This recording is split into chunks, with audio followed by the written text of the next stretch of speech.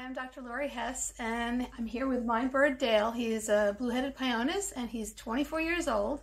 And he and I, see he's saying hello, he and I want to tell you that we're often asked whether birds need friends. If you have a single bird in your house, do you need another one? And my answer is a little complicated. I think birds are incredibly social animals. In the wild, they live in flocks of hundreds to thousands of birds. But pet birds are different. When you get a pet bird, when it's brought up alone in your house, that bird really bonds to the owners, to you, to the people that raise the bird as the rest of its flock.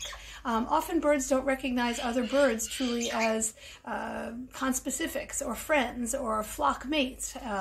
They really see human beings as their flock mates. So birds can be very, very happy when they're raised by themselves. Dale here, as I said, is 24, and although I have other birds in my home, he doesn't really like to be around other birds. He likes to be the solo bird and center of attention. So if you're going to have a bird in your home and you're thinking, you know, do I want more than one? The answer is you can have one bird if you do it the right way. So I put bird in my family room in my house, which is where my family sits and watches television, and it's right near where we eat dinner and we hang out. And so he loves to be in the middle of all the chaos.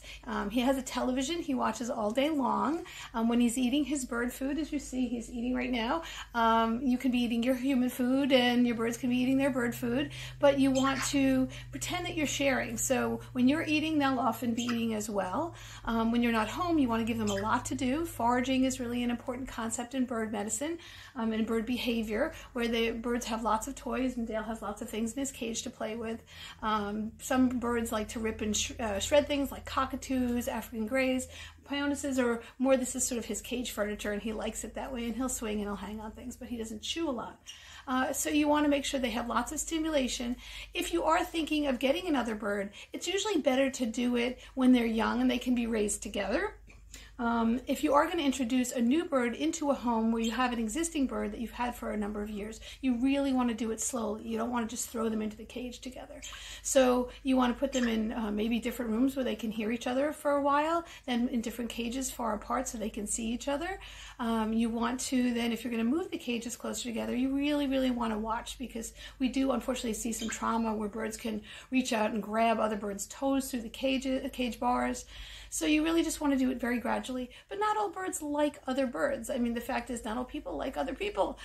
Same is true for birds. And birds can be raised very, very happily when they're given the attention that they need, when they have lots of family time, when they have time out of their cage every day to interact with their flock mates, your family, and they can do just fine. So the answer is your bird doesn't always need a friend if you're your bird's best friend.